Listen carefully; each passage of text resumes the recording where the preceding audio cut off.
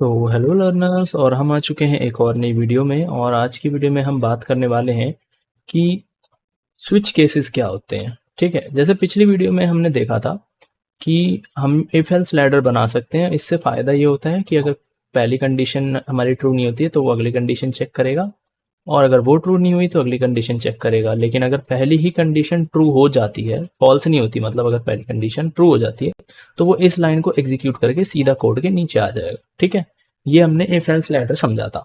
अब अगर मैं बोलूं इसका भी एक ऑप्टिमाइज वर्जन हो सकता है। जैसे पिछली बार में तो क्या था, ये चेक हुआ, फिर ये चेक हुआ, फिर ये चेक हुआ। ठीक है, और जो जहां भी ट्रू हुआ, जैसे मान लो ये ट्रू हुआ तो इसका लॉजिक चेक हो गया, ये कंडीशन पे वो गया ही नहीं, सीधा कोड के नीचे आ गया। ठीक है, ये चीज हमने पिछली बार देखी थी। अगर मैं बोलूं कि इसका एक थोड़ा और इंटेलिजेंट वे हो सकता है। इंटेलिजेंट वे कैसे? कि मैं तुम्हें बोलता हूं कि हमको पता ही है कि वो कौन सी कंडीशन पे ट्रू होगा, तो हम इन पे ना जाने की बजाय डायरेक्ट ही इस पे चले जाएं। कैसे, समझो थोड़ा सा। मैंने कोई कंडीशन ली, ठीक है, मुझे ये पता है कि ये जो कंडीशन है ना हमारी, ये कंडीशन यहाँ पे जाके ट्रू हो जाएगी। पर जो हमने सीखा था पिछली बार वो कैसे चलेगा? वो तो ऐसे चलेगा, इस पे चेक होगा, इस पे चेक होगा, फिर इस पे चेक होगा, ये ट्रू होगा, इसका लॉजिक पास होगा, फिर नीचे जाएगा। अब मैं बोलूं कि हमको ऑलरेडी पता है कि वो इस पे ट्रू होना है, तो हम सीधा यहीं पहुंच जाए। हम इसको भी इग्नोर कर दें, इसको भी इग्नोर कर दें, इसको भी इग्नोर कर दें, हम सीधा यहीं पहुंच जाए और फिर इसका लॉजिक एग्जीक्यूट करके चले जाए। मोर ऑप्टिमाइज्ड वे हुआ, इनको इग्नोर ही कर दिया गया। ठीक है, ये तरीके को हम कहते हैं स्विच। अब जैसे घर में हमारे स्विच होता है ना, कि फैन का स्विच जो होता है उसको ऑन करा तो फैन चालू हो जाएगा। ठीक है, ये फैन का स्विच हो गया मान लो। और ऐसे ही लाइट का और टीवी का अलग अलग स्विच होता है, तो हमको पता है कि हम वो स्विच चालू करेंगे तो वो टीवी ही चालू होगा, या पर्टिकुलर हर चीज का स्विच है। तो ऐसे ही प्रोग्रामिंग के अंदर स्विच स्टेटमेंट होती है। एंड आई होप पिछली बार जो मैंने असाइनमेंट दिया होगा वो सबने कर लिया होगा।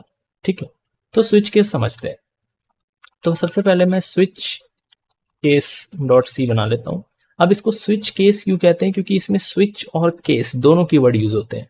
ठीक है, थोड़ा सुनने में इंटरेस्टिंग लगेगा क्योंकि इंटरेस्टिंग है भी, ये बहुत काम आने वाला है। ठीक है, ये हम अपना नॉर्मल प्रोग्राम जैसे चालू करते हैं वैसे चालू कर देते हैं। ठीक है, तो हम स्विच केस समझते हैं। पहले इसका ना बेसिक सिंटेक्स देख लेते हैं कि होता कैसा है। मैं स्विच करके बस टैब मारूंगा तो ये तुमको दिख जाएगा। ठीक है, अब ये रेड रेड इग्नोर करो, पहले सिर्फ समझो। स्विच, फिर आती है उसमें एक्सप्रेशन, फिर वो करली ब्रेसिस से हमारा चालू हो जाता है, उसके अंदर आते हैं हमारे केस। ठीक है, केस में हर बार एक ब्रेक लगता है, जिसका मतलब ये है कि अगर एक केस एग्जीक्यूट हुआ तो उसके बाद वो सीधा कोड से बाहर आ जाए, वो अगले केस पे ना जाए। ठीक है, मतलब अगले केस पे गिर ना जाए वो, इस वजह से हम ब्रेक का यूज करते हैं जिससे वो सीधा कोड ब्लॉक के बाहर आए। ठीक है, अब इसको हम खुद लिखते हैं। ठीक है, प्रोग्राम स्टेटमेंट क्या लेंगे कि हम we will take inputs from user. ठीक है, यूजर से इनपुट लेंगे and print day of that input. ठीक है, इसका क्या मतलब है? Will take input from users, ठीक है, and print day of that input. मतलब मैं क्या कहना चाह रहा हूं कि हम 1 से 7, जैसे हमारे एक हफ्ते में कितने दिन होते हैं? 7 दिन होते हैं। हम यूजर से क्या करेंगे? हम यूजर से इनपुट लेंगे, ठीक है, और हम प्रिंट क्या करेंगे? उस वो दिन, जैसे मान लो यूजर ने 1 इनपुट करा तो हम मंडे प्रिंट कर देंगे, यूजर ने 2 प्रिंट करा तो हम ट्यूसडे प्रिंट कर देंगे। ये हम इफ एल्स लैडर से अचीव कर सकते हैं। ठीक है, if user choice is equal to 1, printf monday, if you else if user choice equal to 2, printf tuesday। लेकिन मैंने क्या बताया कि उस कंडीशन में वो हर बार चेक कर रहा है, जो मैंने अभी लैडर वाली चीज बताई। लेकिन स्विच केस में डायरेक्ट चेक करेगा। कैसे, समझते हैं।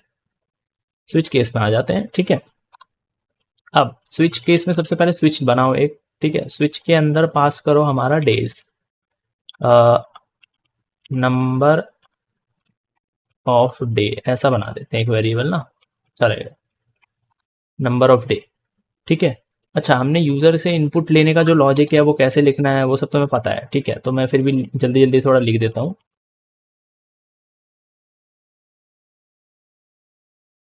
ठीक है, ये हमने कर दिया। देखो यहाँ पे हम यूजर से इनपुट ले रहे हैं, ठीक है, और अब हम मेन आ जाते हैं हमारी स्विच केस में। हम स्विच के अंदर पास क्या करते हैं, हम स्विच के अंदर वो चीज पास करते हैं जो चेंज होगी हमारी, ठीक है। जैसे हमने नंबर ऑफ डेज लिया है, तो हम नंबर ऑफ डेज को हर बार इफ कंडीशन में कैसे डाल रहे थे, equal to 1, equal to 2, equal to 3, ऐसे ऐसे करके हम 7 इफ एल्स की कंडीशन बनाते, मतलब इफ एल्स इफ 7 बनाते हम लोग, ठीक है। और एल्स में क्या लिख देते हैं कि एल्स क्या करो, कोई इनवैलिड डे प्रिंट कर दे, इस तरह से कुछ लिख देते हैं हम। पर वो सब लॉजिक लिखने के बजाय हम स्विच में से सीधा वही चीज पास कर देंगे जो चेंज हो रही है हमारी, ठीक है। हमने एक स्विच का ये समझ लो एंट्री पॉइंट बना दिया है हमने, कि यहाँ से कोड में एंट्री होगी हमारी। अब केस क्या होते हैं, केस की ऐसा समझो कि किस चीज का केस है, ठीक है। 1, 2, 3, 4, 5, 6, 7 ये डेज है हमारे, ये क्या है, हमारे केस है जो चेक होंगे। Case 1 equal to 1, case 2 equal to 2। ये चीज समझ आ रही है मैं क्या कहना चाह रहा हूँ। जैसे ये जो कंडीशंस है यही हमारे केस हो जाते हैं, ये जो है ये हमारे केस हो जाते हैं जो हम चेक कर रहे हैं, ठीक है। तो हम ऐसे लिखेंगे कुछ कि केस 1, और इसमें ऐसे करली ब्रैकेट लगा दिया हमने, ठीक है। केस 1 में क्या करो, प्रिंट एफ कर दो द डे। अच्छा इसमें वो कर लेते हैं एक बार, जिससे कि वो अड़ंगा ना लगाए। Print F day is Monday, ठीक है। ये चीज हमने कर दी, डे इज मंडे। और मैंने क्या बताया था, इसमें एक ब्रेक लगता है। अच्छा ब्रेक हटा के भी दिखाऊंगा कि क्या होता है, ठीक है। अब इसी चीज को हम कॉपी पेस्ट कर देते हैं, मतलब सिंपली जस्ट इसके बाद ऐसे, ठीक है, कॉपी पेस्ट कोडिंग।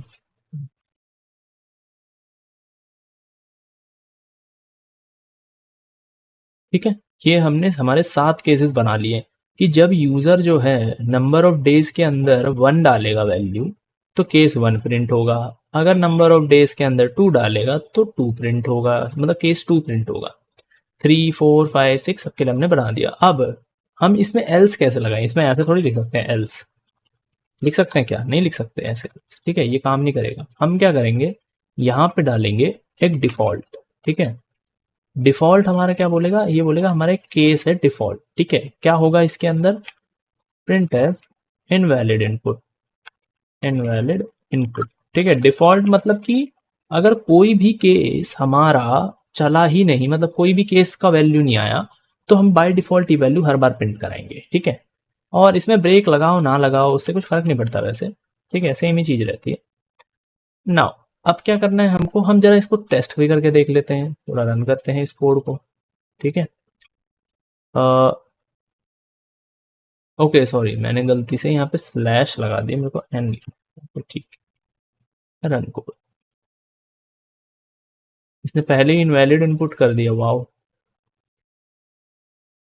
इस चीज को हम जरा यहाँ लाते हैं, ठीक है, percentile D ampersand number of day, ठीक है। ठीक है, हमारे पास आ गया नंबर ऑफ डे डालने का। अब हम डालते हैं इसमें 5, तो क्या आया, डे इज फ्राइडे, ठीक है। अब हम दोबारा रन कोड करेंगे, ठीक है, और हम डालेंगे यहाँ पे अब 7, क्या आया, डे इज संडे। दोबारा रन करेंगे, इस बार हम कुछ अलग ही इनपुट डाल देंगे, हम डाल देंगे 99, क्या आया, इनवैलिड इनपुट, ठीक। समझ में आया क्या हो रहा है, अब मैं समझाता हूँ वो क्या है।